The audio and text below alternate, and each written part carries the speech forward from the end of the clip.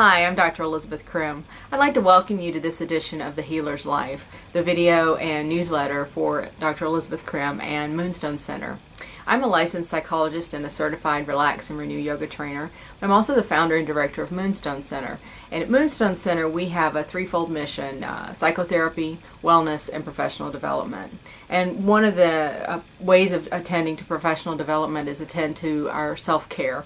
And the Healer's Life is one of our ways of doing that through our the piece that I write, but also links that we have on the actual newsletter. If you go to the newsletter, there's links for self-care and various events that we have coming up, and lots of different stuff that you might find of interest. And you can access the newsletter in the email written version through our website at www.moonstonecenter.com. Please do go visit us there and check out what we've got going on and who we are. The other part of how we do psychotherapy is that I have developed a network of professionals in my community who actively treatment team together. We have an acupuncturist, a yoga therapist, a psychiatrist. We're bringing in a nutritionist. So we have a really great group, and we've seen some really exciting stuff happen with the patients and clients we each work with, but do so collaboratively.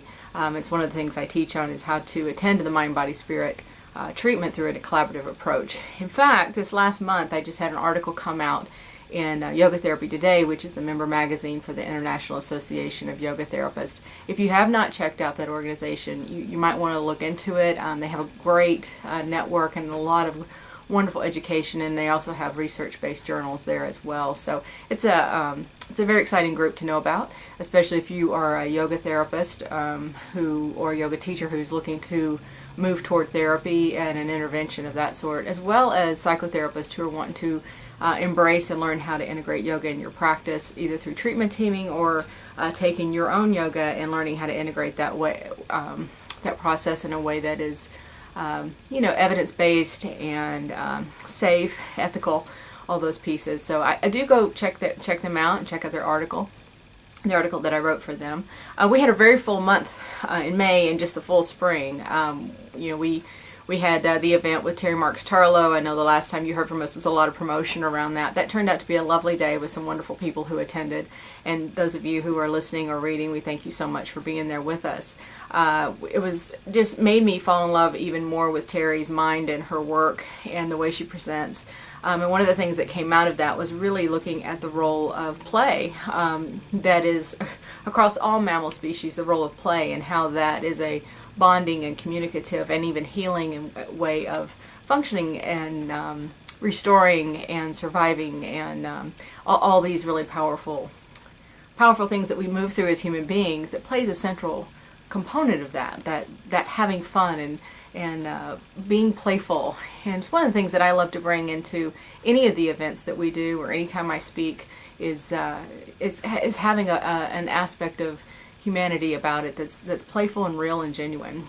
I got to speak at Kedron Mental Health with their wonderful group of staff there on compassion fatigue, another topic that we speak to as we're attending to the healers.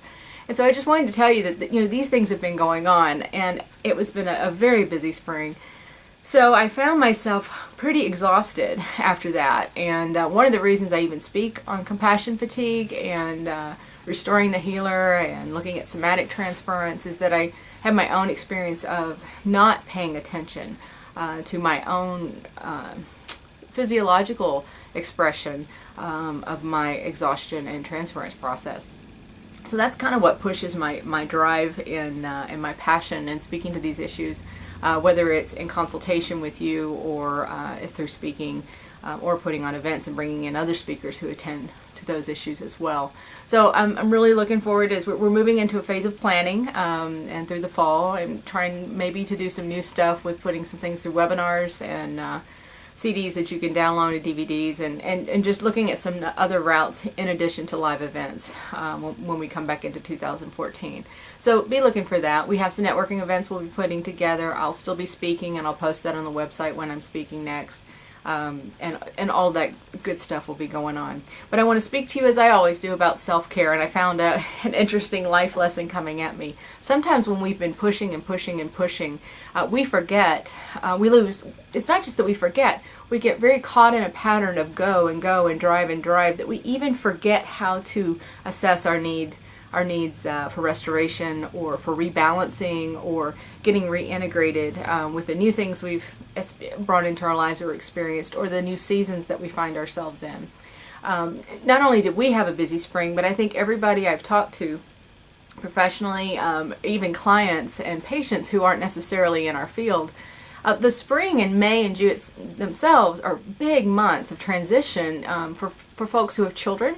Even if they're grown children, it's a time when children and grandchildren are finishing finals and wrapping up with school and moving into summer and then summer activities and all those different things that as adults who are caring for those children or connecting with those children, even if they've grown and left, find that it's a transition time for them and for us that we have to be mindful of, and it takes extra energy in addition to the practices that we're in as psychotherapists or other types of healthcare professionals. But anyway, I went to visit my acupuncturist to pick up supplements, and the receptionist said, "Hey, you haven't been in a while. Do you need to schedule an appointment for yourself? Don't forget to take care of yourself." And I said, this is so funny because I'm just about to go videotape right now to remind other healers to take care of themselves. And I almost walked out without making an appointment for myself. I just laughed and said, yeah, I'll try to fit that in. And it hit me that I have gotten where even scheduling self-care felt overwhelming and felt like another thing I have to do. And if that's the case, we've already moved into out of balance. I have moved into out of balance. And so I scheduled an appointment for next week, and I plan to be there and get balance because acupuncture is a very powerful way of balancing our energy systems through the meridian process with acupuncture and acupressure points. So I just will say that's a powerful way. That's what we find with our patients. It's what I find in my own life. Many of you have said that when I speak, that yes, you use acupuncture yourselves. So I want to encourage you in that, and I also have to look at how consistent I'm being in my own yoga practice. I practice at home, but I am less often consistent in going to outside classes, and we all know that when we go to outside classes in our community, it takes our practice, our yoga practice, up a notch. It takes our self-care to a deeper level and also a community level. So I want to encourage you on both fronts. Make sure you assess how well you're intervening on things that you do to take care of yourself, to find yourself rebalancing when you come through a calendar year, if things are changing in your home, if kids are coming home from school, or you've got new events coming up, or you've just finished several events, or if your practice is changing. Whatever's going on in your life, make sure you're taking time to take care of yourself. And know that even those of us who are teaching on it can get caught in the trap of getting out of balance. In fact, we're continually getting out of balance. So I just want to speak to you to remind you to go find a way to get balance back in your life today. Thank you for following us on The Healer's Life. Thank you for following us on the videos. Those of you who connect through LinkedIn, I've enjoyed those discussion groups, and we'll continue that as we go through the summer and fall, and look forward to connecting with you next month. I hope you have a great rest of June.